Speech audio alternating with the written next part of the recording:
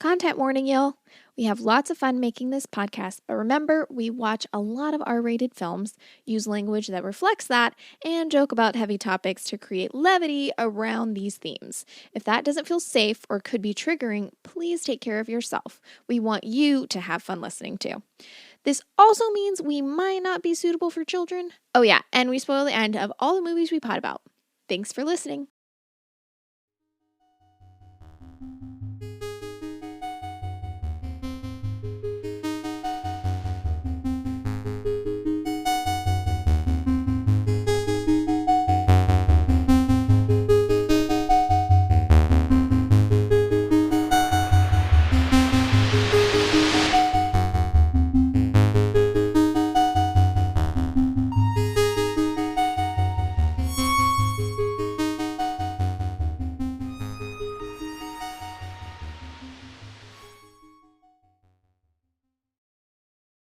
When in the course of human events, the monkey chased the weasel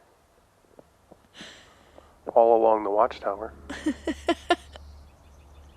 in and around the bend, Teenage Wasteland. It's all part of my rock and roll fantasy.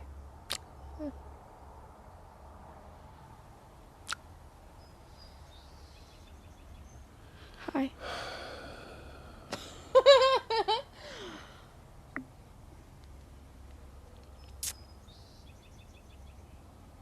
Okay. All right. I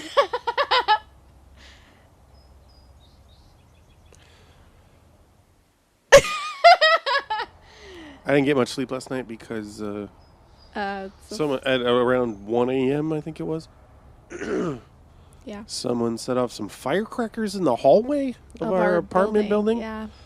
Which of course set off a smoke alarm because there was no place for the smoke to go from the firecrackers. From the firecracker in a small up the stairs hallway, to where the fire smoke alarm is, which is also happens to be right outside our front door. Yeah, and so that was a really fun thing that was happening. And I had just fallen asleep. You had fallen asleep, and not just you'd been asleep for like an hour. Oh, really? Yeah. Okay. Even worse. Yeah. Because then I was awake. I literally After shit calmed down and we knew we weren't in imminent danger. Mm-hmm. You were able to go to sleep. I was, but that's only because I was stoned and I was like about to pass out, and that firecracker stuff happened, and I was literally like my hands were like shaking. Yeah. Like I wasn't even scared because I knew what it was. It was just like so startling that like. Oh yeah. But as soon Which as is like, the point, right? but like but like my adrenaline went like spiked so high that like the second it started teetering off, I was like, yeah, you crashed. Yeah, I crashed like immediately. This is a great way to start talking about one of my favorite movies ever. Yeah. I was a little worried watching it because I know I'm very aware of how much I like it and how sentimental my liking it is in a way because of when I first encountered it. Mm-hmm. I was like 18 or 19. Yeah. Or 20, 21. 21, 22. 28. And I was hanging out with my friend Brian at his place, and the TV was just on like it always was. And they had cable. Ooh, shishi. And it was the late 90s, so I think it might have been like the Independent Film Channel might have been a brand new thing. Yeah, that's where I saw it, yeah. And we just saw this. I think it was the sequence where Matthew's dad comes home to find Maria. Yeah. And everything. Yeah. But there's all the shots of like top-down shots of like a cigarette in a cup of coffee. Yeah. And just all these really nice, beautiful shots of mundane stuff. Oh, God. Yeah. Love it. And so we were both immediately compelled and watched it through the rest of it. And then when it came back on again, we were like, we got to watch the whole thing. And then that began a lifelong love affair with the work of Hal Hartley. Yeah. Yeah, I was like I've been on a Martin Donovan kick, as all of Yeah, this is part of Hot Donovan Summer. So I've been Instagramming. Like my Instagram stories are just basically pictures of Martin Donovan and me saying inappropriate things like hubba hubba or whatever, really. Inappropriate. Exactly. And people keep being like, he's gonna call HR on you. People keep being like, have you seen Trust? And I'm like, yeah, I have. I'm like, oh, but it's been a long time. And I'm like, why, haven't I rewatched it? And then we were like going to rewatch it last night, and I was like, oh, right. I think I didn't want to rewatch it because Adrienne Shelley, like, her death just ripped my fucking heart. I was so fucking tragic and so awful that I did not want to rewatch it because I was like, I'm going to be so fucking sad. Yeah. But also, it's important to rewatch it because she's amazing. So, it's a good thing to watch. But yeah, I was like, oh, right. I didn't want to rewatch it because that's fucking horrible. And it made me really sad. But, yeah. It was really good, like, rewatching it. And I'm not sure if I actually ever saw it from beginning to end. I can't remember if I ever did. It's not easy to come by. Right. But I think I was surprised I was able to find it. I saw it on IFC, like in the early aughts, I think. And I don't remember what the full description was, but I remember that it was like the description was just like a girl, like two people meet up, like this girl that needs an abortion and this guy that carries around a grenade in his pocket just in case. And I was like, what the fuck is this movie? And I started watching it, and then I was just like captivated by it because you would be, it's a captivating movie. But yeah, I just remember like that was the descriptor is like just in case. I don't know when I came in because I feel like I'm like, why did they say that? Because I don't feel like he ever said that in the film, so I might have even come in after. Because he does say it, but it says it just like one time. And so I'm like, oh, maybe I didn't even catch that. Yeah. But whatever. I just remember the description on the back of the VHS version was so misleading, I felt, after I'd watched it. I was like enraged by like, how dare you misrepresent this film so drastically. Right. And intentionally. I was worried I wouldn't. Because I remember I liked it the first time I watched it. Yeah. But I remember there was something about how it ended that I didn't like, but not like I thought it ended badly. Just like there was something that was like, oh, I wish this had happened, but I didn't remember what it was. And I think rewatching it, I was like, oh, I think I wanted them to just like run away together or something. Yeah. I think that's how I wanted it to end. But also, I think it makes sense the way it ends, Yeah. I don't think, I don't know. I didn't feel, I guess what I'm saying is I didn't feel the same way this time. Upon rewatch, yeah. Yeah, it is, it's still in that area where I don't think I can have any real objective or any kind of rational analysis of it. It's like too sentimental for me. Like I'm just all about it, which I'm not proud of. I hate that can happen. Yeah, I mean, in theory. Yeah, I don't know. Especially for a film like this, which, I mean, I know. Well, I don't know, but given some of the things I've seen Hal Hartley say, like he's not trying to make a piece of pure intellectual thing. It should have some enjoyment, and he's clearly influenced by. A lot of Hollywood, mainstream Hollywood movies, unashamedly, while at the same time also clearly being influenced by, like, Godard, who's influenced by Brecht, and so forth. Yeah. So, it's not one or the other. So I don't think it's wrong to enjoy it on face value. Oh, yeah. But I do wish I had more say about it, because it feels like it's one of those things where it's like it's on the line. Like the characters almost feel like they're representing certain ideas or philosophies or viewpoints, right? Like more than they are representing a somebody you know from real life. Yeah. I don't know. I was like watching it last night, and like I was like, this is a movie that like if it wasn't done right, I would hate this movie.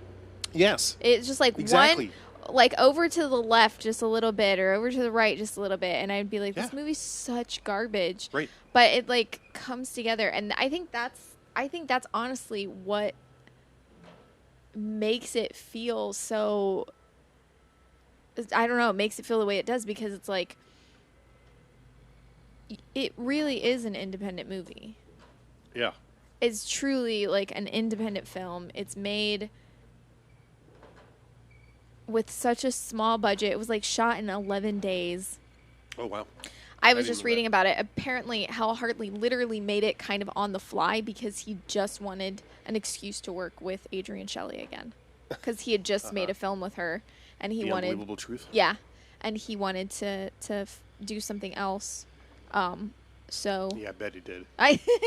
So he made this, and he said he like... Yeah. Like, it only worked because of, like...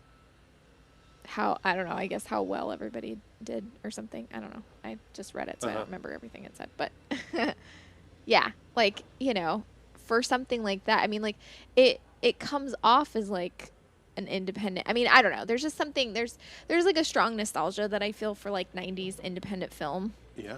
That I don't feel like is matched. And, like, even if it's something not perfect or something that's, like, I don't want to say problematic because that's not really what I mean, but something that's like, you know,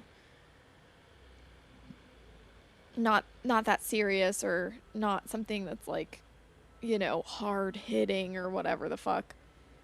There's just there's something about like 90s films and specifically 90s, like from like 90 to 99, that like that actual like time period where movies were just, it was like rapid fire. They were changing and morphing like constantly. Like this film came out in 1990, and then like The Opposite of Sex was just like 7 years later, and like that's not that.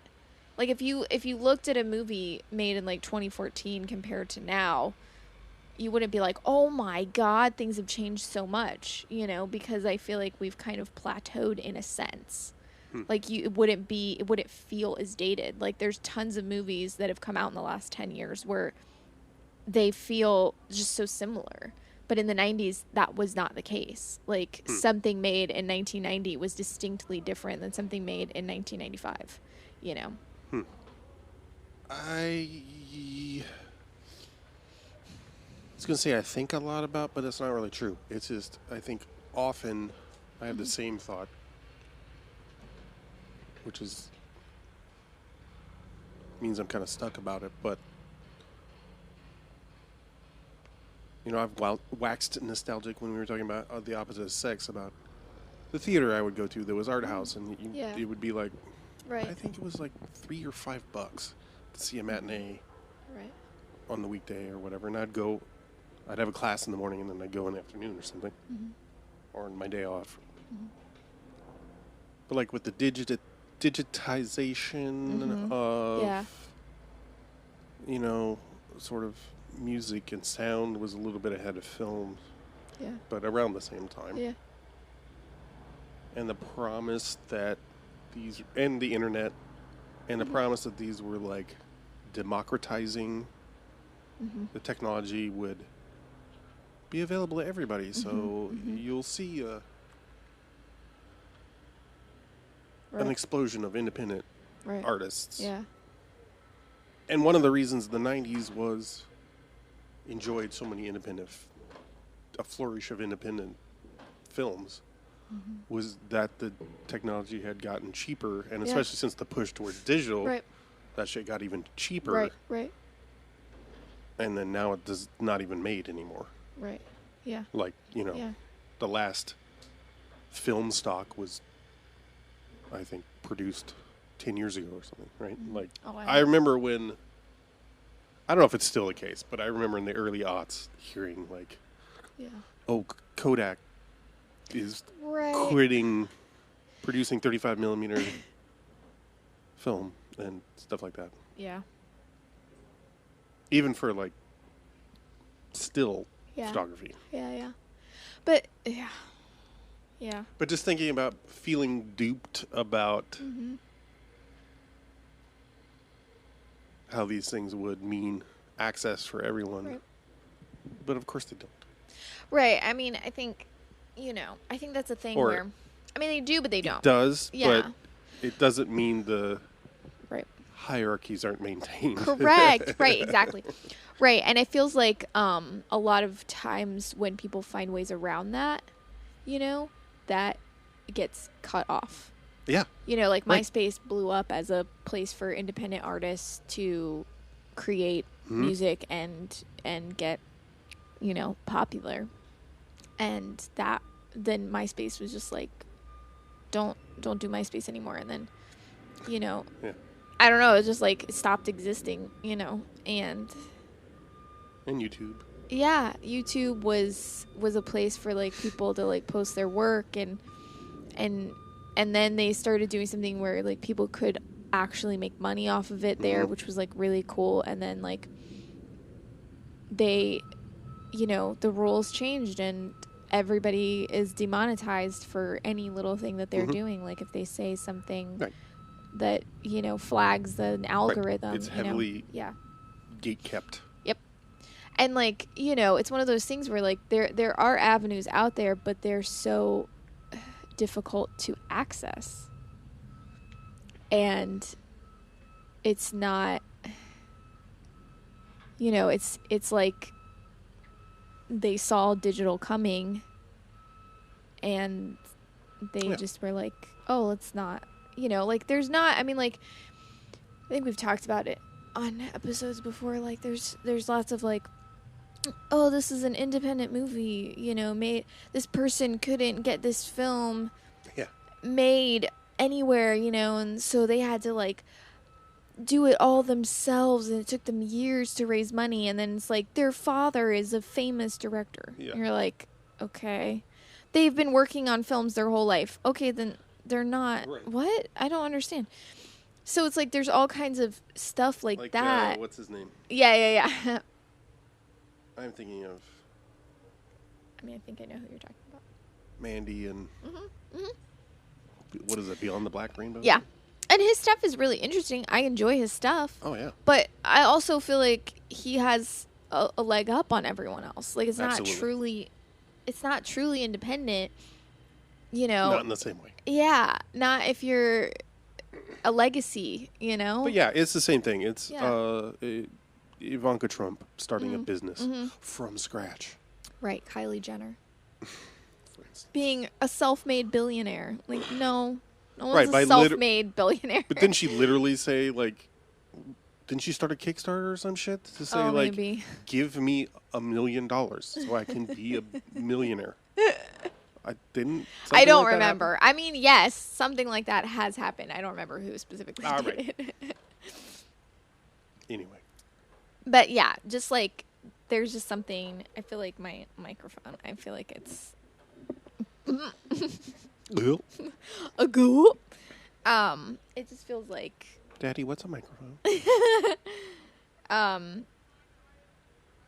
Yeah, there's just something about this that feels like that specific independent film that you will never see. Because if something like this was made now, it would be so overtly pretentious. It would be unwatchable. It'd be truly unwatchable because it would have to have like several layers of nuance, and there would have to be, each character would have to represent something, and it would be like so fucking pretentiously made. And again, it would be like, oh, this is an independent film made by a famous director, Yeah.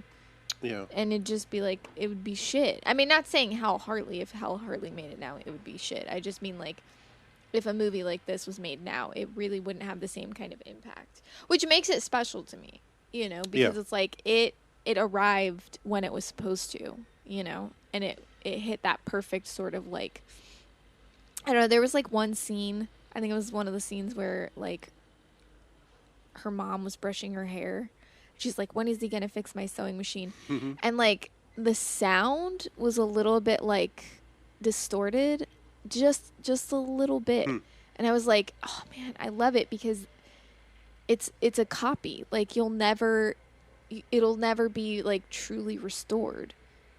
It'll always have that little grainy like sound to it, or sound a little like, it'll have like that, you know, and it should, because it's, you know, I don't know. I was like, that's something that I wouldn't hear in a movie made now, because it's like you're right. Digitally made, digitally processed, you know, all kinds of things are done to it so that would never happen. It's like, it's something that I love about movies from past movies, especially movies made on film, because you get things like that you wouldn't ever get otherwise. And I don't know, I was just watching it and I was like, yeah, man, that's not something that well, and at the same time, it's not a movie that in any way feels sloppy. Correct. In no way at all. Right. But also not stiff. It feels intentionally messy. Like the film doesn't feel messy, but any mess that happens feels intentional. You know? Like it doesn't feel like if something chaotic is going on, it's not like, oh, I wonder if this was supposed to be this way. Like you know, you're like, no, they wanted this. Like the scene in the kitchen. Right. Like that was so hard to watch.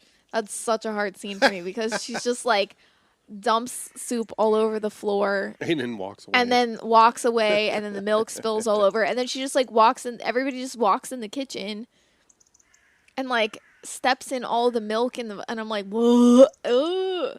But at the same time, like, I don't know. It's like a really good scene. Like it's hard for me to watch because I would never do any of those things. But like, it's just like, yeah, I don't know. There's something about it that was like, you're not going to, I don't know. Yeah, there's just not, this isn't going to happen in a movie now. Could it though, do you think? Exactly. How would you make a movie right? I don't analogous or equivalent to trust? I mean, but that's the thing. I just feel like so many, I mean, like, I think that's why the movie works, because it doesn't try to be more than it is. Like, it doesn't try to say more than it's saying. It doesn't try to be, it's not trying to be like some, like, sweeping generational message. Like, it's showing flawed people. You know, like how he's like, I don't watch TV. And he's watching TV by the end, you know, because he's just like, I had a bad day and I need to fucking be mindless for a minute, you know. And it's showing that, like, everybody does I want to watch the hurricane victims.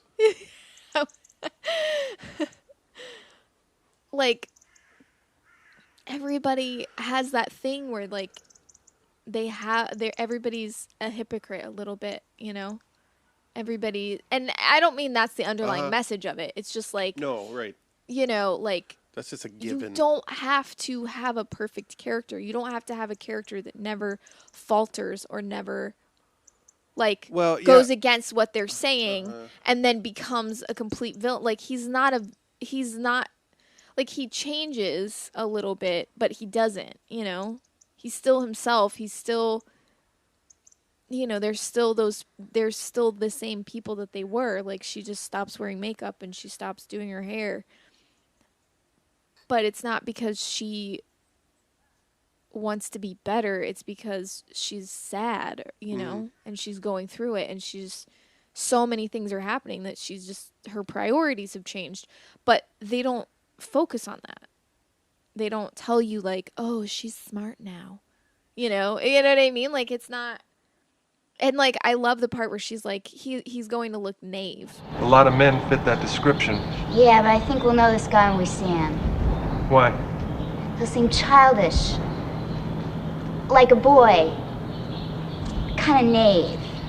Kind of what? Knave. Knave?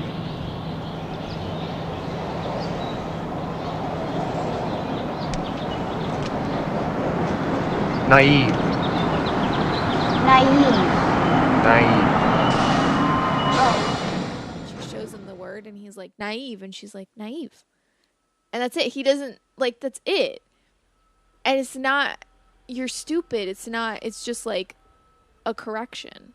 Like, Yeah. and the correction isn't, you were saying it wrong. It's, oh, that's the word you were saying. Right. Which is like, again, I was like thinking about it, and I'm like, yeah, this is again something that wouldn't have been done because they would have had to make a big deal about how she was stupid. Like the scene where she's like writing, I'm ashamed. I was like tearing up because she's like, I'm ashamed that I'm young. I'm ashamed that I'm stupid. And I was like, you know, because that's how it feels when you're like, you know that you're behind. But you don't know how not to be behind. Right. You just feel shame. And it was just like, you know, she didn't say that in the beginning. Like, she says that like halfway through the movie, or like almost halfway through. So like she's gone through things, and she's, you know, like, yeah, I mean, I don't know. We have the scene where she's at the clinic. Yeah. And talking to the nurse. She says, "How could I have been so stupid?" Yeah. Yeah. And I like that a lot. I liked that scene where that seems to be more of a transformative event than her father's death, which is the catalyzing. Yeah. Is the first scene, right? Yeah. Yeah. Spoilers. Yeah. As if. Yeah. I guess we should say, we've just been talking about it. We haven't said, Trust stars it's a Hal Hartley film. It stars Martin Donovan, obviously. Those are the only films I'm willing to watch I don't know anymore. anybody's name besides Adrian Shelley and Edie Falco. I don't know who plays the dad. The mom is like Merritt Nelson or something. That sounds right. All great. There's but that's like pretty much it. Like, there's no one else really stars. It's a good thing there's only one movie called Trust. All right. That's true. But it's essentially, so Adrian Shelley plays Let me give. Okay. Who's Jean? Oh, that's the mom. Rebecca Nelson. Oh. She's definitely credited as Merritt. Yes, correct. John McKay plays Matthew's dad. Edie Falco. Gary Sowers, who plays Anthony. Oh shit, Matt Malloy. Yeah. Oh shit. Ed that at Ruark. Matthew's coworker. Yeah. Sorry about Vice and Ed's head. It's this guy Matt Malloy. Yeah. I didn't. What do I know I him reckon from? like everything. Yeah. Holy shit! I did not recognize. Who played the boss? The that one. Rachel? Yeah. I don't know. She's great too. Yeah. The nurse. Yeah. Nurse Payne. Yes, she. Karen Silas. Something. She was in a show in the mid-90s called Under Suspicion. And let me tell you that I don't remember anything about it, but I remember she was in it, and that was a very formative show for me. So as soon as I saw her, I was like, really hot. yeah, she is. Yeah. And I'm surprised at myself for thinking that for some reason. Yeah. She's also in something called Female Perversions. Also, she's in Simple Men. Yeah. What? It's like, right. Is that what you were going to say? Yeah. Okay. I So can't remember what it's called. And, you know, Hal Hartley, especially in the 90s, had a revolving cast of, he worked with mothers. Yeah. Oh, who's the guy at the abortion clinic who I said is in High Art? Because I think he's also in Simple Men. Yes, he is. Is that Jeff Howard? I don't know. I'll just look up High Art. Anyway. That's a movie I kind of want to rewatch. What? High Art. Oh, wow. I don't know. Have you seen it? Wait, is that with Ali Sheedy. Yeah. I don't know that I've seen all of it. I just remember not. I don't know. I worry it's not going to be. I remember not liking it. Yeah, I feel like I didn't like it very much. I don't imagine.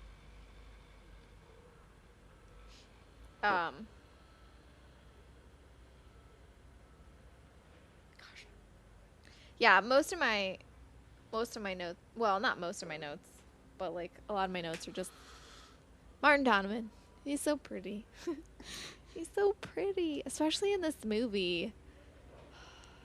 So pretty. But it was very hard for me not to quote along or quote ahead of the dialogue. you much failed of a couple times. Oh yeah, 100%. And I did let myself sing along to the songs. Oh yeah, that was fine. And I had seen it before, so I knew but it had been a long time and I didn't remember a lot of it. And I can't I'm really tell you glad. how many times I've watched it because apparently I've. Yeah. I'm really glad. I was really worried I was going to not care that much about it. I think I expected it to feel more boring. Yeah.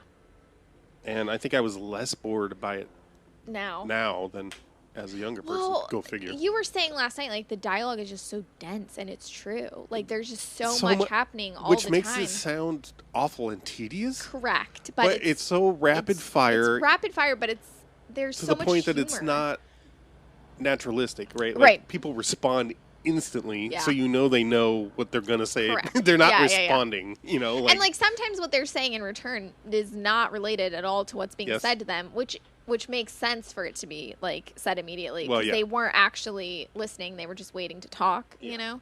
So there's some... I don't know. but it's got, like, there's some of that golden era of Hollywood yeah. rapid fire. Yeah. That's what it reminds me of. Yeah. But, yeah, for being a movie where there's... Visually, it's very intentional, but it's not visually... Not a lot happens. Like, Correct. all the scenes are in kitchens or in bedrooms Yeah. or in a parking lot Right. or... You know what I mean? There's no... Right. There's Or the factory floor or the TV repair shop. They're all mundane settings with not a lot going on visually Right. to distract you. So it feels like it's mostly just dialogue, but it's great. Yeah. Yeah. And yeah, it's very funny Yeah. God. in a very dry way, right? This- Like the humor of it is how the lines are delivered Right. so dryly And also just how, and unironically, like, Matthew Slaughter, and the rhythm of it all. when the bar scene where he just walks in and he just Punches like a guy. punches a guy and then Throws knocks the another guy guy out out the of a chair and then they're like, I'm so sorry, we have the TV on, we'll turn it off. And oh my God, It's so great because here's a free bottle of it scotch. communicates so much, right? Yeah. It feels mise en scène, right? Which means in the middle of the scene. Okay, good. I was like, what the fuck? It feels like you've walked in on something that's already in progress because you have. Yeah, right. Yeah. And it's loaded because, it's the guy that tries to sexually assault Maria is there with an eye patch now because she burned him. Yeah. And the guy from the TV repair shop that I don't think he's not working there yet, right? But we've seen him Right. already. He punched him already, so he like runs away or whatever. Right.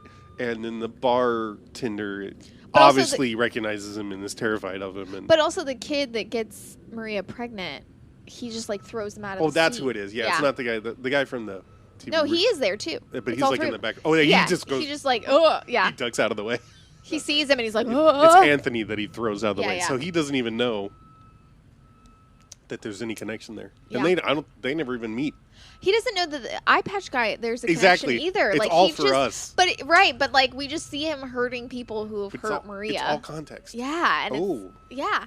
Well, not the TV repair guy. But he doesn't hurt him in that scene. Oh yeah, that's fair. That guy just runs away. And it's just like him. I also love how Matthew only punches people in the stomach, I know. Oh my God. including his dad. I know. Ugh. I don't know what to do with. Then after that, he has that dialogue with Peg. You want to go in? I'm gonna go out and fuck or Yeah, yeah. or whatever.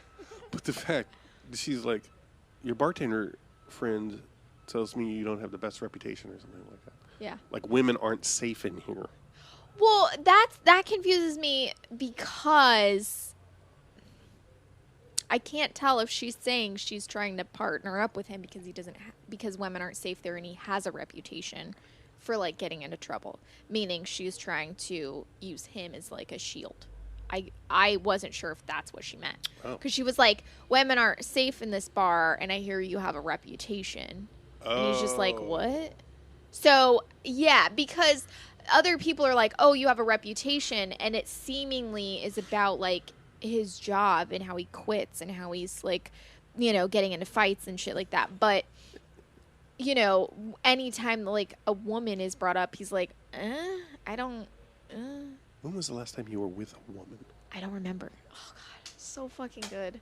But that's what it feels like. It feels like he doesn't have like a lot of like, he's not like sexually motivated at all. Like anything he's doing is like either. So you just have a woman? Right, yeah. Like, you know, anything that comes along is like is either in his way or, you know, he moves around it. Like, he's not like, I want to fuck someone or I want to, you know. And I don't know.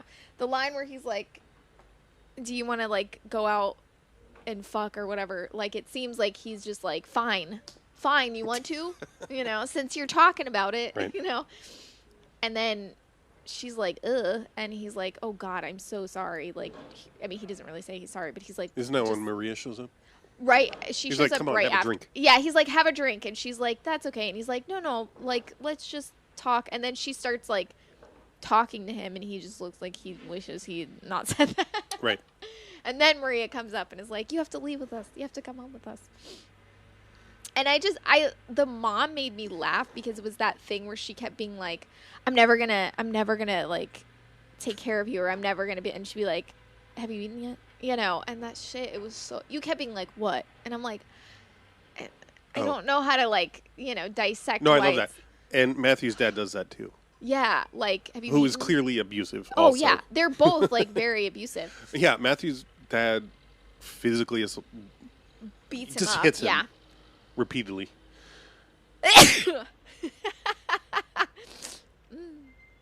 I hope you leave that in. Why not? Yeah, he like his dad like, and he's always like clean the bathroom, and he just like cleans the bathroom over and over again. Oh god, there's so much about the movie that's so fucking good. Like, why is that funny? You know? Yeah, can you explain when, why that's funny? when he's I can't. when he's like, when are you gonna clean that bathroom? And Matthew's like, what? I like when it's like after the second or third time he's cleaned it already. Yeah. Dad is like, I think it's when he busts the door down. Yes. Oh god.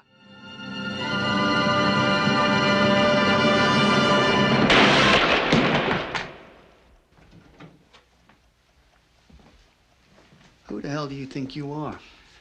I don't think I'm anybody. You think you're somebody special, don't you? Just tell me what I've done wrong. You think you shit ice cream cones, is that it? All I want to do is clean the bathroom. Oh!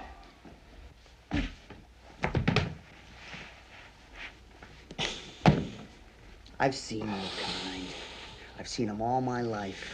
You just keep taking, like everything was owed to you, like the rest of us owed you something. You're like a little kid. Give me this, give me that.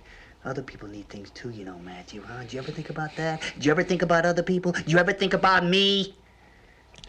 I think about you all the time. What was that? Did you say something? I don't know what you want. I want a little cooperation.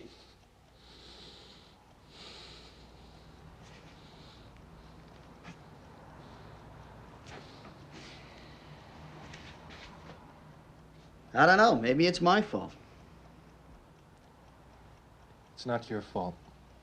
Well, then whose fault is it? Huh? Whose fault is it, Matthew? If it isn't my fault, whose fault is it? It's my fault. What was that? It's my fault. It's your fault. It's my fault. That's real big of you, Matthew. The dad is a caricature, right? Oh, absolutely, yeah. But I fucking love it because it's so accurate. Yeah. It's clearly, while being two-dimensional. Mm-hmm. And also I like that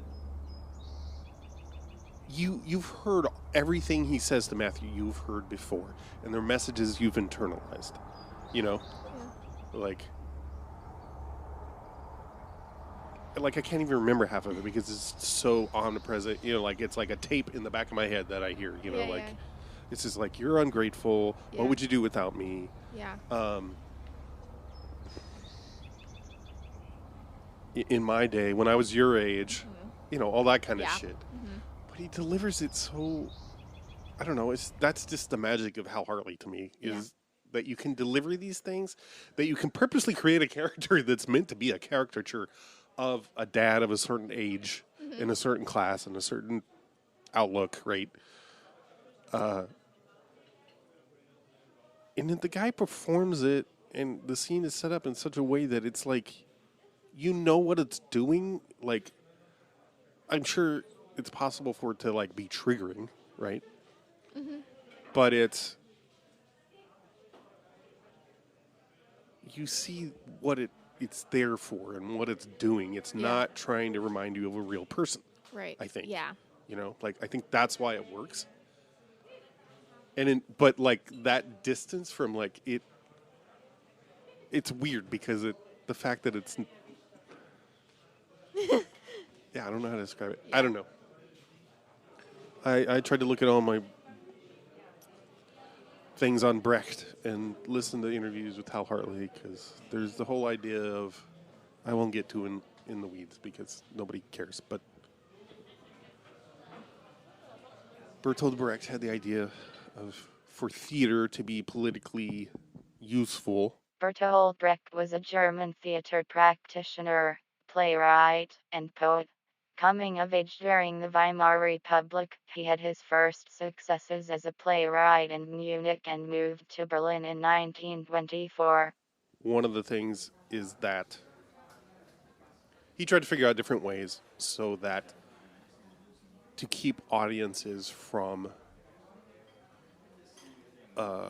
relating to the character on a personal level, right? So there's all these different techniques, and everybody's tried all kinds of different shit. Where he wrote the Three-Penny Opera with Kurt Weill and began a lifelong collaboration with the composer Hans Eisler. The idea that, like, oh, if I'm playing King Lear, I need to believe that I'm King Lear. Oh, I see. And then the audience will believe that I'm King Lear. Brecht said, yes, that's the case, and I don't want that to happen. Right? So he tried a bunch of different devices, and, you know, people still debate about how effective they were. Yeah. And there's a term in German that he has that gets translated as alienation or alien. Immersed in Marxist thought during this period. They're all bad translations because the idea is just keeping that distance so the audience doesn't forget that they're watching a work of art. Yeah, I think I mean, I'm not going to say that I don't enjoy, you know, that like losing yourself moment in something. Oh, where, yeah. Like, but I also really like when something's like stylized enough that you know it's not real, and it's over the top, right? And it makes it seem more like art, and less like, I don't know, something else, less like a blur between art and real life, or right? Like less like, which ends up for me having the effect of like, I'm more sucked in now, right? Yeah.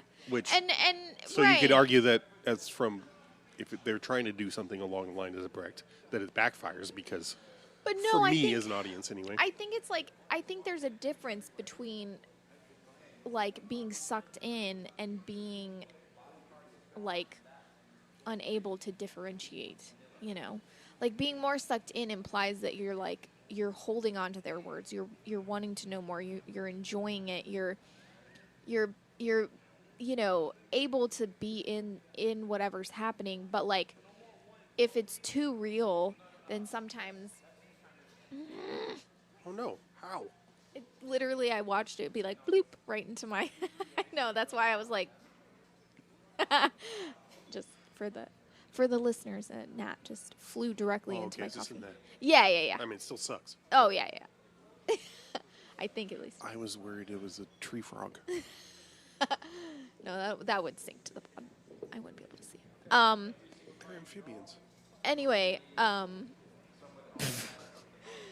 so I think there are times when, like, for me at least, I'm just speaking for myself, when something feels too real, I'm always like, how okay is that person after doing that? Like the actor? Yeah. Uh-huh. Like what to get to that place of like you're in a state. So it does end up kind of taking me out of it because I'm like to get that performance, what did they do to themselves to get there, or what did someone do to them to get them there? And like that can be something that like as good as it is will make me feel uncomfortable, not in like a good way, but like okay, what did it take to get there? And like, was it worth it? You know? And I think with the, you know, like that, like alienation or whatever that you're talking about, I think it doesn't mean that you can't still get sucked in, but it means that you're open to it because you're not having to guard yourself. Yeah. You know? Right. And you're not having to like fear. Yeah, you know, for your own emotional safety or something. Yeah. Right. Well, and I think it just points to which the I think whatever. Which is why this movie feels so like such. You're able to connect to this movie so much because it is very clear that it is a piece of art. It's very clear that this isn't real. It's very clear that it's kind of over the top but like. You're holding on to every little word. You're holding on to every little thing that they're saying. And you're like, I don't want to miss anything. I don't want to, you know, every single piece. And like, there are things in it that I absolutely loved when the mom gets Matthew drunk. Yeah. And puts him in Peg's bed to basically ruin his relationship with Maria. And then she sends her upstairs to catch them, and she just comes back downstairs, and she's calm. And it's not a thing. It's never a thing. And I'm like, oh, my God. That's never in a movie. Like literally, he's like, the next day, he's like, I woke up in Peg's bed, and I don't know. And she's like, hey, you know, and like, you know, in a sense, she changed her mind about the things that they were planning to do, but she was changing her mind before that happened. You know, that wasn't what caused it. Yeah. That wasn't, and she also recognizes that like there's no ownership happening. You know, like, you know, they have that thing where she's like, I trust you and you trust me. You know, and so it doesn't feel like she's not jealous, she's not upset at him, she's not angry at him for any of that because he doesn't know how he got there, you know? And I don't know. There was just that scene was just like, she brings the clip down, like her mom like sends her upstairs, get my hair clip out of Peg's room. And she just like stands up to her mom and is like, I don't need to do these things for you. And she's like, just like demanding. And she just goes up and she gets it and she comes back down and she hands it to her. And she's like, okay, good night. And then the mom is like devastated, looks devastated that it didn't work. Yeah, I wasn't sure how to read it. You know, she's just, but like devastated. I read it as like devastated with herself. You know, interesting. That thing of like, I would have been destroyed by that. And like, not like, you know, maybe devastated is the wrong word, but being like, I don't understand. You know, and like. Yeah, there was just like I don't know. I really liked that a lot. I liked both that it didn't work. Yeah. And that a big deal isn't made out of it, and also that he is honest about it. Yeah. The first thing he says to her essentially is like, I don't know what happened. Yeah. Great. There's no like yeah. Okay. You know? I mean, granted, he does then try to kill himself, but but it doesn't work, so it's fine. Yeah. He goes to jail instead. But he's able to hang his head out the window like a puppy dog. For a long time. Yeah. Yeah.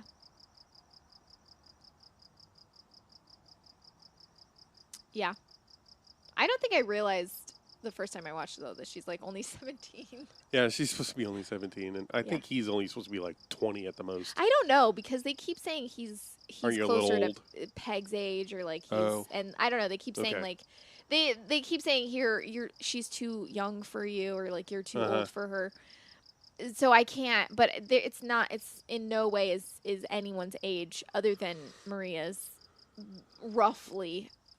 Because I don't know if she's actually 17 or 18, because she's going to an abortion clinic without a parent, and she's not being asked. You know what I mean? Yeah. So, like, and granted, there's a lot of suspension of disbelief throughout this film. Oh, boy.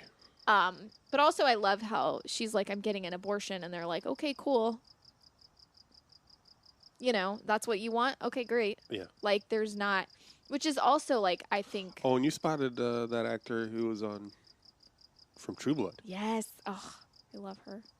I can't remember what her name is. I'll have to look it up. She's been in like everything. She's in so many things, but I love her. She's so good. I think she's Maria's nurse in the end, but I also think she's the person who Matthew knocks a TV. Oh, yes. I think it's the same. I was busted anyway. It's so ridiculous. Oh my god. But I do want to say this in regards to Hal Hartley movies.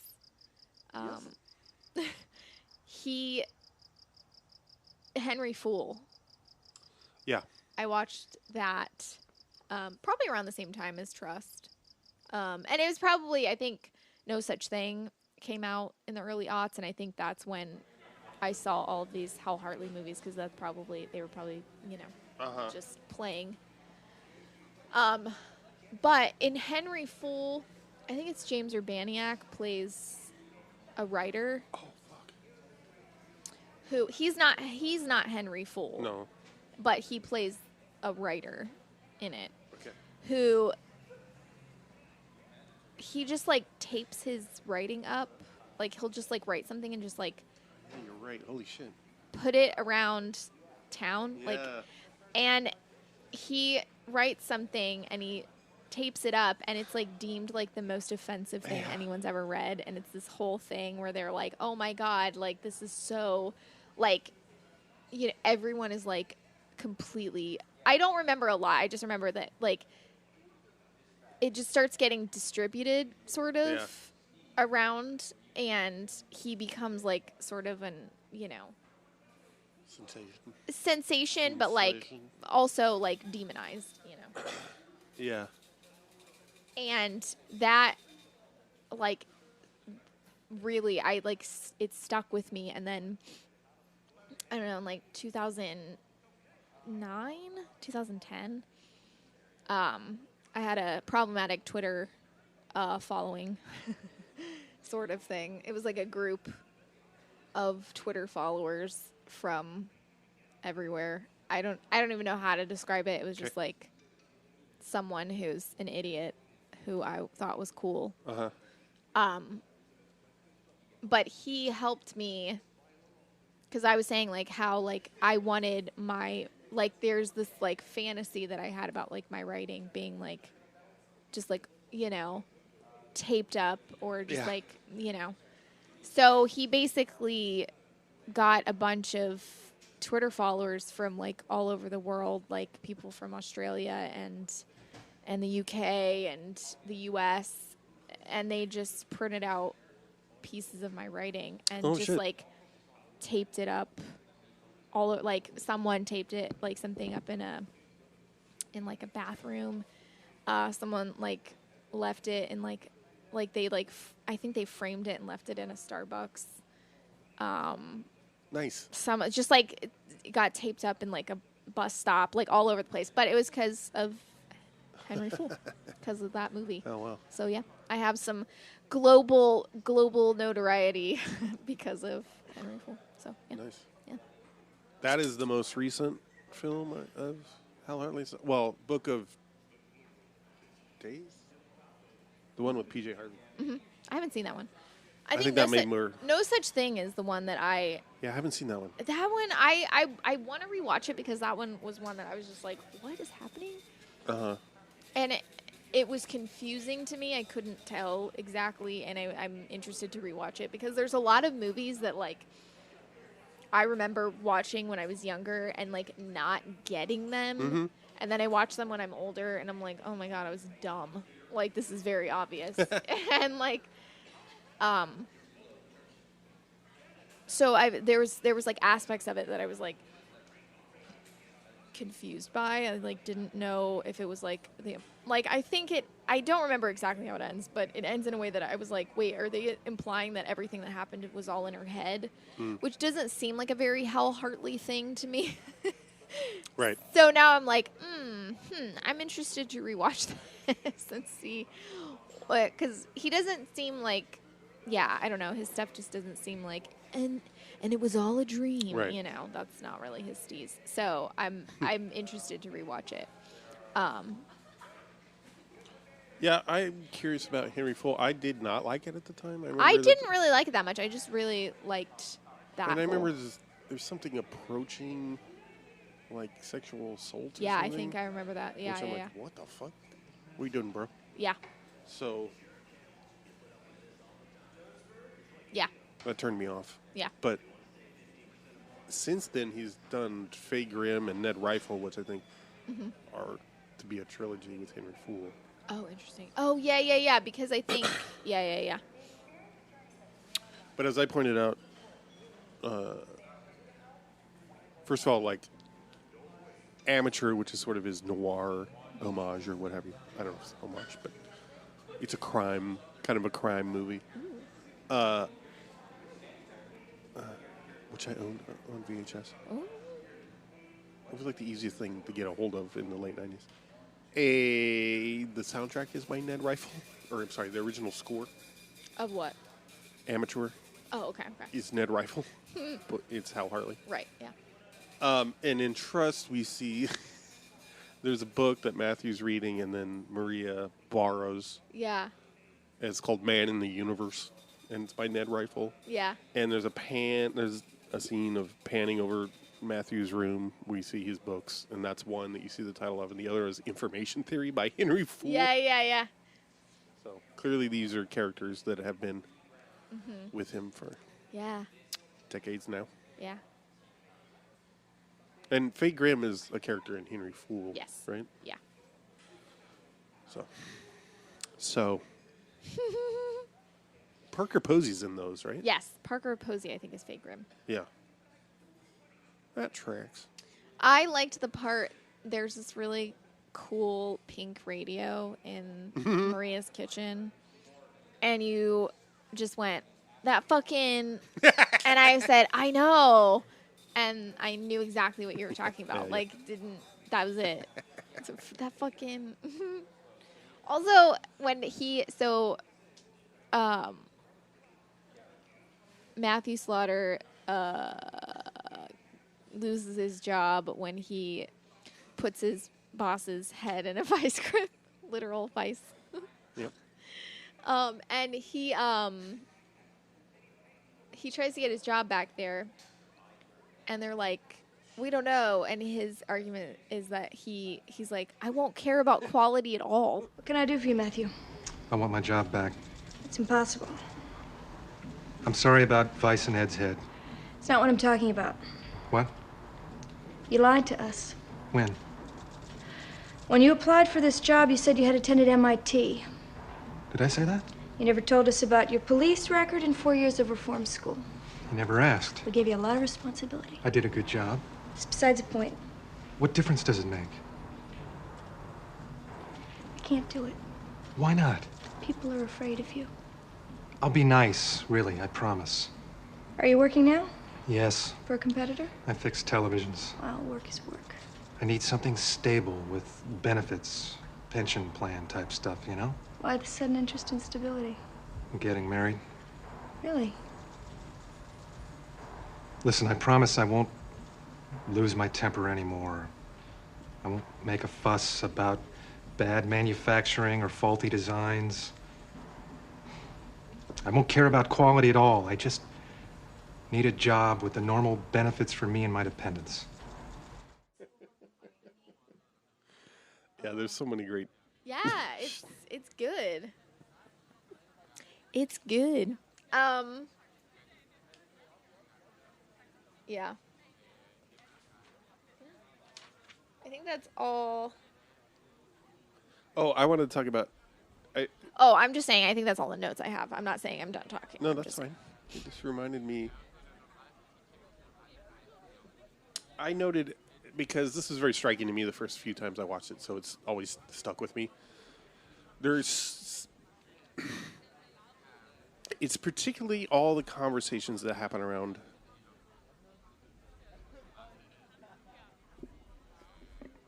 So one happens where we're looking at Peg and her friend, presumably, and Maria is asking them about, like, getting married and having kids. Yes. Then there's one where, I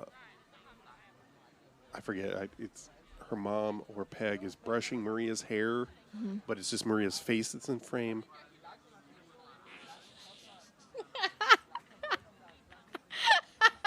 And they're talking about similar topics, right? Mm-hmm. And then, is there anything?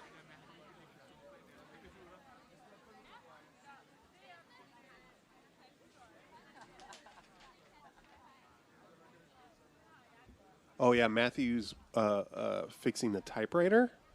Oh yeah. And he's the only one in frame, and while Maria, Peg, and Mom dialogue, and I think he has one line, but otherwise is not in the conversation. Mm-hmm. And then I feel like that thread is, like, the period on that sentence or that conversation is Maria gets in the bed with Peg and says, Do you miss your kids? Sure. Do you hate your husband? Absolutely. Would you ever get married again? Of course. No, I liked those scenes because the dialogue is happening off camera. yes. And you're seeing the reaction. And, like, even with the typewriter scene, Yes. he's not really saying anything. But then when it pans to Maria, she's not saying anything. Uh-huh. So, like, it's just showing you the reactions to what people are saying. Yeah. And that's... Well, in the first couple ones... I like because the conversation is happening around Peg.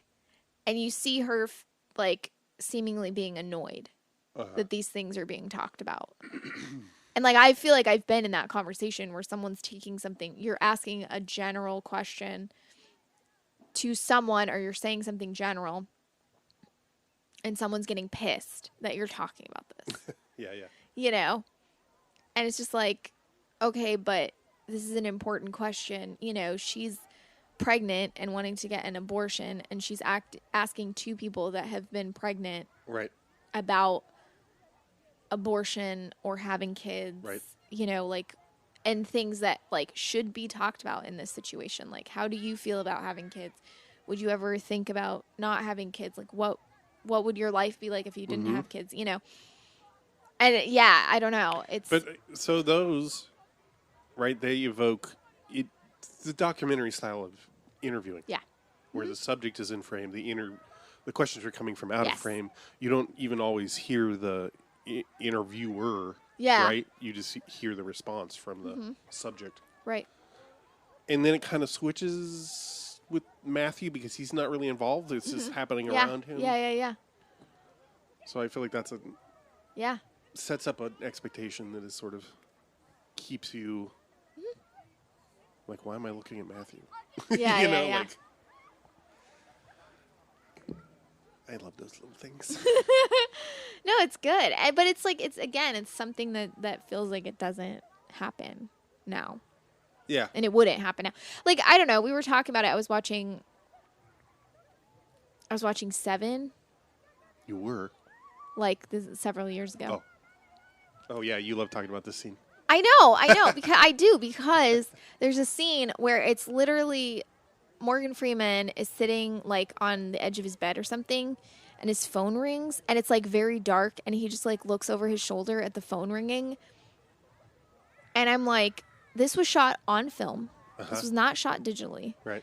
So much time is given to his profile and his shadow and his just... And shot from behind him. Yes. Right? To his back. Yes. And I'm like, there was a finite amount of film used. Right. And they spent, and it should have been, like, this is a beautiful sequence. Like, it's beautiful, and it should be there.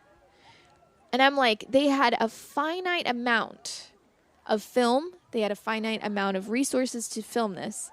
And Fincher shot this. Chose to shoot it like this.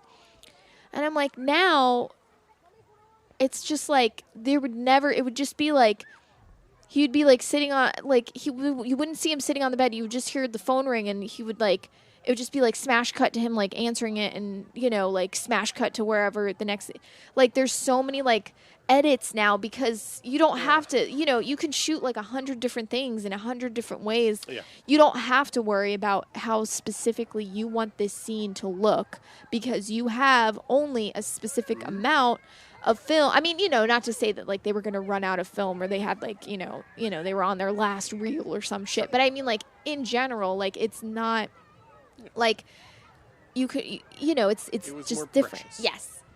And, like, so now, like, you can just film things a million different ways, which is cool, and that's its own thing. Right. But it means that you have, like, I mean, fight scenes now are, like, fucking unwatchable. I don't even know what's going on half the time. Everything is so dark. Everything is like, contrasted to be only watched in the dark-ass theater on a giant blown-up screen. And it's like you're punished if you have, like, if you're poor and you can't afford to go to the fucking theater in a pandemic, and you're just watching things off of your...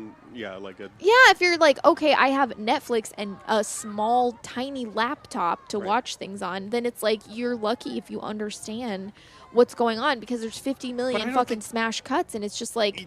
Doesn't feel to me that they're meant to be understood other than, hey, there's action happening, because the way I don't know. I'm not disagreeing with you. The cuts are so fast. Exactly. There's nothing to retain except motion. Yeah. That's all the time your brain gets to. But I mean, like, but what I'm saying about that is millions of dollars will be spent choreographing a scene that gets shot in a way that's like, I have no fucking idea what just happened. Like, did someone take a gun? Did someone kick someone in the face or in the butt or in the other foot? I don't fucking know. Like, what happened? What just happened? I have no... It's unrecognizable. And, like, I don't want to be that person that's like, you know, I think that movies nowadays just aren't the same as blah, blah, blah, blah. Because in a sense, they are more accessible. Like, it is more accessible to everyone around them. Or around, like, you know, around them. Who am I talking about? Around the, you know, like, anyone, like, movies can be shot with an iPhone and look good. And I'm happy about that. Yeah. I'm not saying that I'm not happy about that. It's just like, it feels like, in a sense, intent has been dropped. Yeah. You know, because, like, that's the thing. You can reshoot, or you can do, and, like, so many reshoots happen now where it's just like, if someone will be like, oh, I don't know if I like the way that dialogue was given, and then they reshoot, like, half of a movie because, like, they had to film, you know, and it's just like, why? Well, and endless debates about, now we're in the era of, you know, all the shit with the Zack Snyder cut. Director's cuts. It doesn't mean anything anymore. Yeah. I watched the thing. I can't remember who made it, on the history of the quote, the director's cut, and how it became. Yeah. You know, at first it was like, ooh, You know, Right. when you knew the studio, or when you got wind that the director wasn't necessarily happy with how a film ended up by the time it got to theaters. Yeah. Because of studio intervention. Mm-hmm.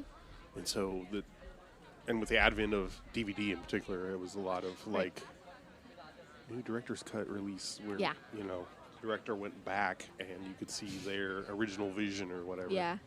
But then it quickly became co-opted and just another marketing technique. Yeah. Right. And I can't remember what case. There's more than one, I think, case of like a studio just calling something a director's cut. They did themselves, you know. Yeah. Anyway. But it's like, because, you know, I mean, like, and there's stuff where it's like fuck, what's that movie? Sam Neill, Lawrence Fishburne. Sam Neill, Lawrence Fishburne. Yeah, right? Am I Lawrence Fishburne? And it's like space. They're in space. Oh, fucking Event Horizon. Yes. How there's a whole entire sequence that's completely lost.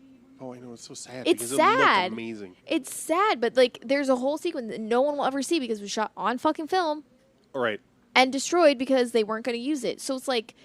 Yeah, I think that's the one that literally was like kept in like a fucking cave or something. Yeah. Somebody had their film vaults were in a cave that, and like it got corroded by like salt. Weird. Yeah. Or some shit like that. Right, but that's the thing. It's I know, like, I'd love to see that. Right, and it's like, it's so precious, like the little snippets you see of what was shot. Like, you're like, oh my God, what could have been? And I mean, I'm not saying that there's not a tragedy involved in that, and that, you know, but like, because, like, of film, like, that's something where you're like, oh my God, like, we'll never see that. And it makes it like, almost like, you know, like this mythical thing that you never know what really went on, you know. But like with digital, it's like, oh, we shot the same scene 75 different ways. I mean, things in a can course still get of like, lost, right? Yeah, of course. But like, it's just, I don't know. But yeah, and I'm not saying it doesn't like, have the. I'm not saying I want it to get lost or like, you know, it's Yeah. a shame it's not getting lost. I just mean like, you don't have that same finite resource. But you're right. No, like intent. Yeah. Becomes when you can do anything. Yeah. Then the question of why are you doing what you're doing, right, becomes, you know. And it's just like everything is so, like, I don't know, like things that are like futuristic are now just like look like a fucking Apple store. Yeah, And it's just like, okay. I'm so bored by most sci-fi. Now. Oh, futuristic. We all wear white and everything is water resistant. Okay. Yeah, it's all lens flare and holograms. That's all it's been for the last 20 years. Yeah. And it's just like, I'm so bored. And it's like, that's fine. It's fine if it's not presented as though it's the newest fucking idea that's ever been created or like. That's the hardest part about and discovery for me. Yeah, I get how that. Everything looks. Yeah, but I think something that's hard for me is that like it's, you know, again along the same lines of like I want there to be like actual sets. I want there to be like like tangible things, and things are like, oh, we green screen this because it's cheaper than, and you're like, okay, well, fine, I guess. Cool. But what is that? What? Like, it's so disinteresting to me. Yeah. And I think, you know, again, like, I'm stuck in this, like, 80s, 90s, you know. Get with the times, man. Right. It's just, like, because there's something about, like, things shot on film, things with, you know, not perfect. Yeah, with any, no, I mean, there's. I think it's like related to the uncanny valley. It's like the other side of it or something. Most people buy laser discs now. You know, CDs. They don't wear out.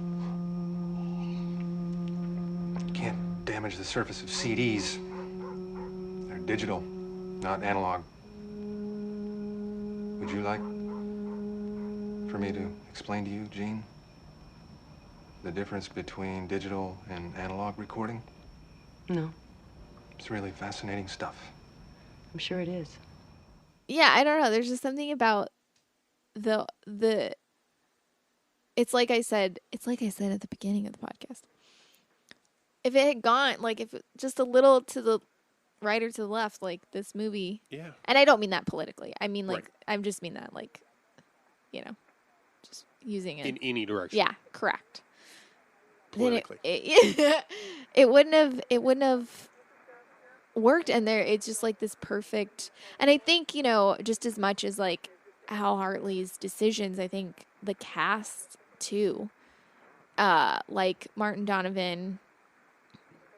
I mean, of course, Martin Donovan, but Adrienne Shelley is just like, she's so fucking good. She's so fucking good.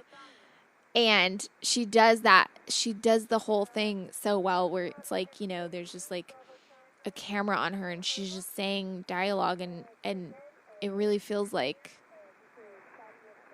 someone talking. It doesn't feel like someone saying dialogue. It feels like she's talking.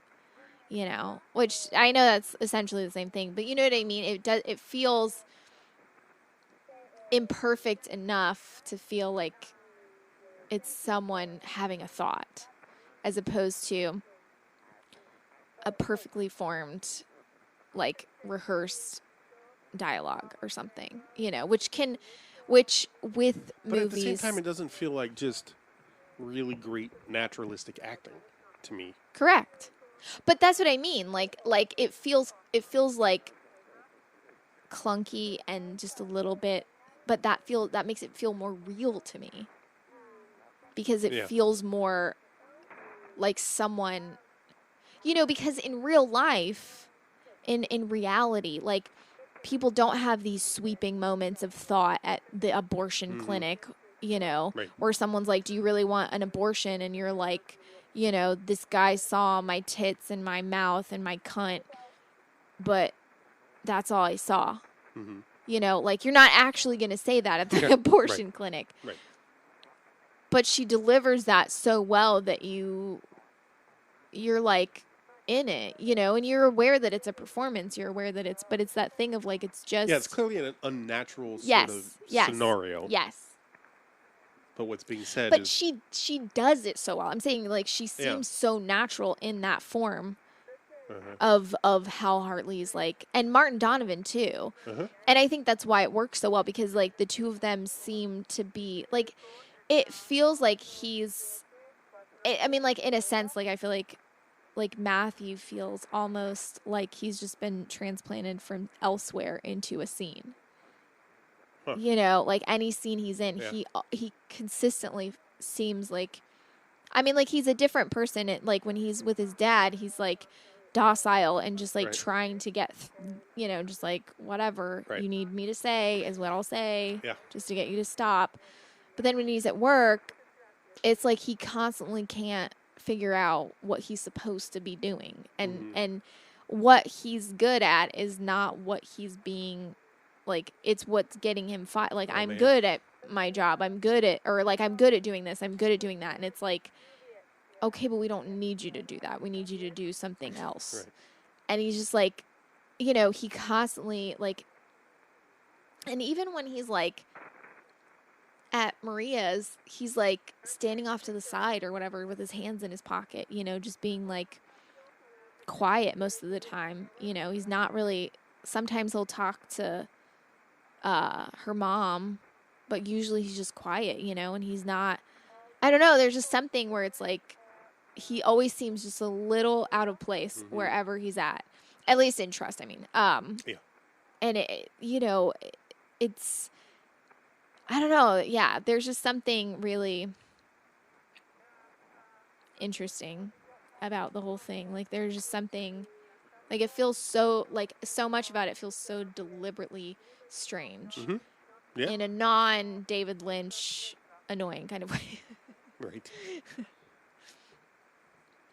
Like, it doesn't feel like it's trying to make you trying to convince you that things are weird.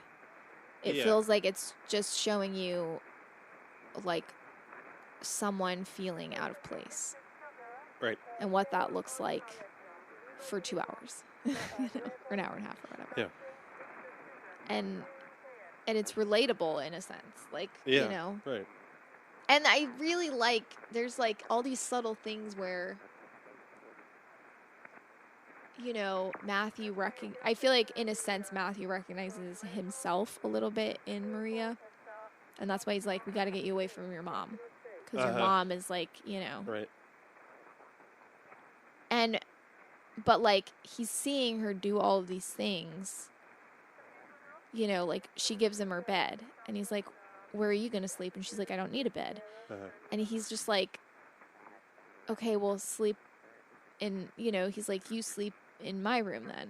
You know, he's just trying to do anything to get her to not punish herself or sacrifice something for the sake of everyone else, you know. Right. And at the end, she's like, I'll tell, like, you know, when he, like, you know, takes a grenade into his old job Mm-hmm. and it doesn't go off right away. But then when it does, she's like, I'll just tell them I did it. Mm-hmm. And it's just like, she's, you know, it's just that thing where she's constantly trying to take responsibility for everyone else's actions, you know?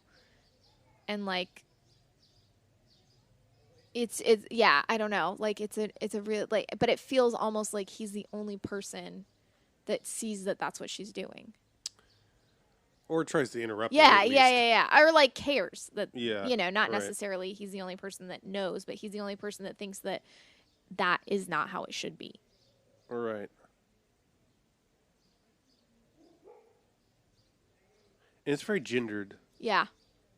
And I think purposefully. Mm-hmm. Like, particularly the, like, Maria's mom versus Matthew's dad. Mm-hmm. Oh, yeah. And the language of abuse Yeah. that they... Yeah.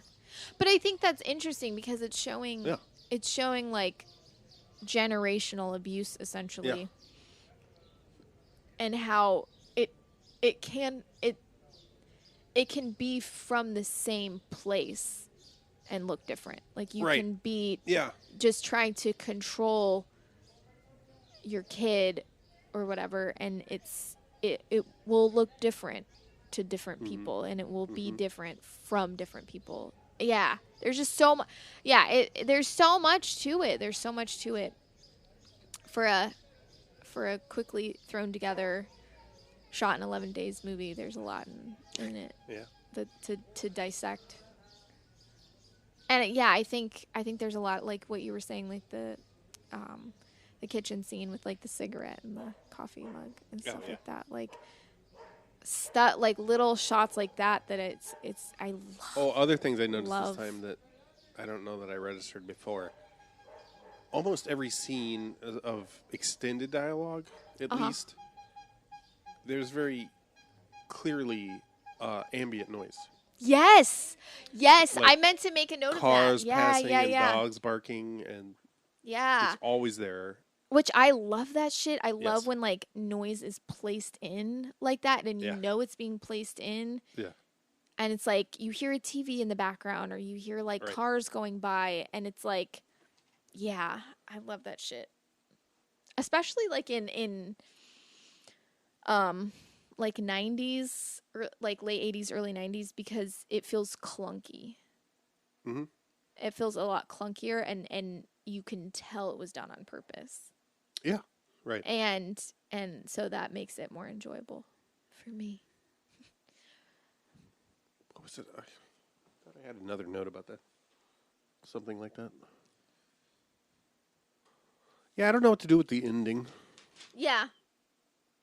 I think in a sense, I mean, like, I don't know. I mean, maybe I'm reading into it too much, but she does say, like, I'll say it was me. And he, like, doesn't let her. And he takes responsibility for something that he did. And it feels like, I mean, he doesn't, like, say, like, it was me or whatever, but he doesn't let her try to, you know, he just, and it feels like he's accepting I don't know. In a sense, it feels like he's accepting, because he makes a lot of choices in it, and it seems like, in a sense, any consequence or anything that happens, he's frustrated by. You know, but when the cops are literally taking him away, he's just like sticking his head out of the window and he's fine, and it feels like he's taking responsibility or something. You know, he's owning his own actions. Well, and because he's a lot owning of himself. A lot of the tension or what have you, and the psychological tension of the characters is about, like, and Matthew specifically, like, he can't keep a job, but then he goes back to the job because he wants to do the right thing and be right, respectable and have benefits for a family. Mm-hmm. Yeah. Yeah. Yeah, there's a lot about taking on responsibility and what that means, and yeah, when you should or shouldn't do it, you know. Yeah. Like taking responsibility doesn't necessarily mean you're doing the right thing if it's not yours to take responsibility of. You know, I don't know. There was just like, there was a lot that was like. The other note I had was about the. I think there's a lot of. What I wrote down, the language I wrote down was emotional traps. Like, that's more loaded than what I mean. It's just like, there's a lot of dialogue, particularly from the parent roles, but not only, of leading whomever they're speaking to, usually Matthew or Maria, getting them to say a certain thing and then denying it. So it's like, but they say it, so it's like they set the trap of like,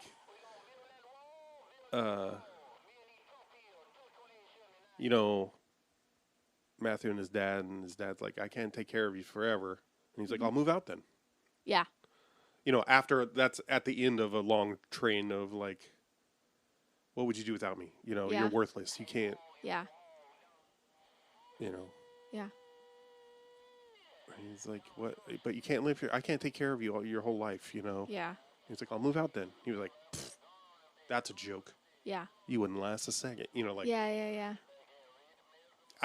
And they're done comedically. Right. You know? Right. Because if they weren't, they would just be horrible. Yeah, well, right. It's too real. Too horrible, I should say. But it's sort of the thing, and there's so much of the dialogue does that, where it leads you down one way, and then it's just completely contradicted. Yeah. With one line. Right. And it reminded me of when you were talking about Matthew watching TV after. Yeah. Right. It's the contradictions are just always there. Mm-hmm. Yeah. It's just like everybody is that way. Yeah, it's not, but it doesn't feel like you're being. Yeah, it's not a gotcha. Yeah. It's not. It's comical. Yeah, sure. Because it seems like the characters aren't aware of their contradictions. Correct. Right. I guess. Not fully, at least. Yeah. I don't know. Yeah. But I liked. It was also really interesting. I thought it was interesting how the dad, like Matthew's dad, just wants everything clean all the time. Yeah. But he's like a grungy drunk, you know, but he's just like constantly like can't stand things out of order essentially. And I think that's a really interesting, you know. Right. Like that seems like a contradiction. Yeah. Or it would be. It isn't necessarily a contradiction, but it wouldn't exist. Like, you know, anytime you have like a slovenly, drunken, abusive parent, that's like they're sitting in their own shit-stained shorts, you know, being like, I'm a shithead, and you're like, okay, but like, yeah, I don't know. It was interesting to me that he was just like, the bathroom can't get clean enough, you know.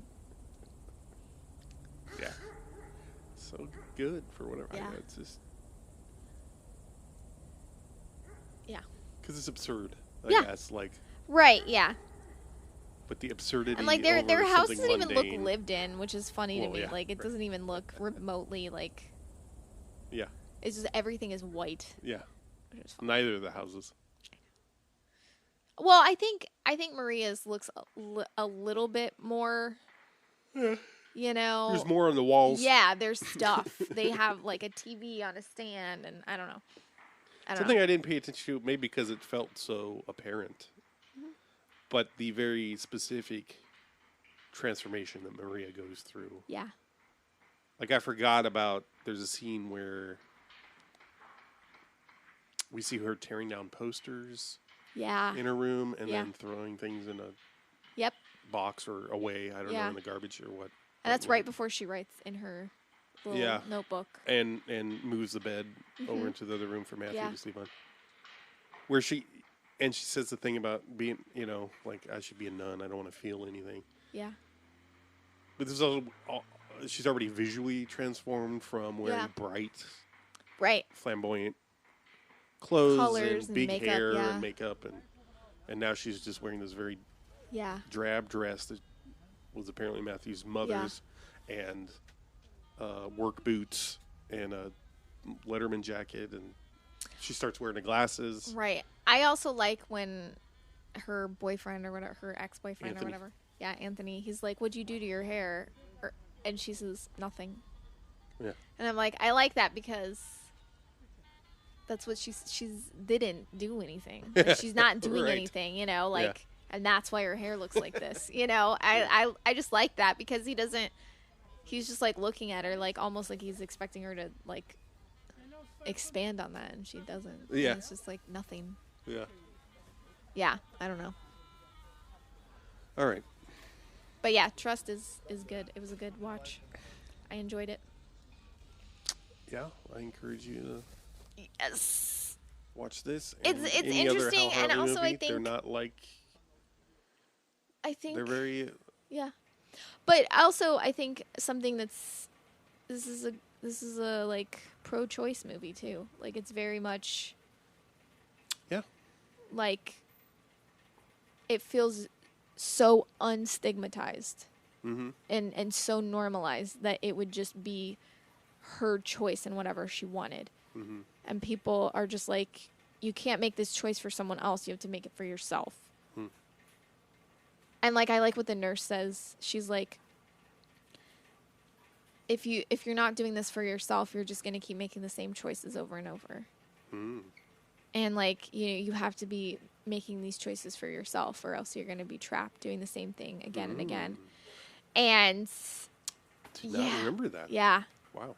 It's when they're in the cafe and she gets a cup of coffee she never touches. Yeah. And it's essentially when she decides she doesn't want to marry Matthew because I think she sees that she's not doing it for herself. Yeah, she's not doing anything like but what I like about it is that at no point does she say she doesn't like him or she doesn't want to be with him or she's not she doesn't trust him or anything like that. She's just like, I don't want to get married. Yeah, I don't want to do that thing. Yeah, I don't want to, and like, I don't know. There's so much. We didn't even talk about the whole baby that gets stolen and her trying to. No, I'm like, what? Yeah, that whole thing. I couldn't tell if the implication was that the lady did take the baby and gave it back because the husband. Oh yeah, that's how I read it. Okay. Yeah, it's so weird. That whole thing was so strange. But that's kind of her quest, is trying to find. Yeah. Because when she first gets kicked out of her place for like the second time. She meets with she just sits down on a bench. She sits down on a bench with a lady that like is nice to her, and so she demands $5 from the lady. So good. Which I love. And then someone comes up with a baby in a stroller and just like sets the puts the baby leaves it outside by the bench when they go into the liquor store. With a toy gun, and then goes into the liquor store, and then Maria goes into the liquor store, and then when they both eventually come out, the baby's gone, and so is the lady that gave her consolation. And then Maria kind of obsesses with trying to find, because like the lady describes her like loveless marriage essentially. Yeah. And says like she had a kid that died. Husband. Yeah. And she ends up tracking down the husband from the wife's description. And when Pre-internet, mind you. Yeah, and when he sees her, he passes out. Yeah. And then she ends up following him home or something. She steals his address. Oh yeah, tag that's right. From his briefcase. And then she finds him, and then like he says, "Oh, they found the baby in a phone booth. It was perfectly safe." Yeah. It's so weird, and like the way it's so weird. Like the whole thing is so weird. But yeah, I'm not sure. But I couldn't tell. I was like, I couldn't tell if they were implying that the lady was distraught because the baby had been taken, and because she wanted a kid. You know, so she was like invested in that, and the husband was, you know, updating them. You know, her or if it was like. It's because when she does finally find him. Who are you? My name's Maria. What do you want? I think I know your wife.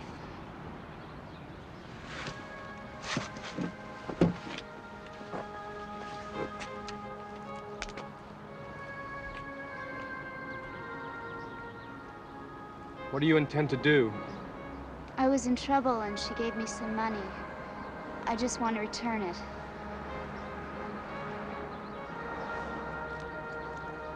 What's her name? Who? Your wife's. Rachel. Will you tell her I say thank you? Yes. And he says, "Who are you?" And she says, "I know your wife. I think I know your wife." And he says, "What do you plan on doing?" Oh, he does? Oh, yeah. I didn't catch that. Okay. In the parking lot. So that's why I think. Oh, okay. Interesting. Yeah. Okay.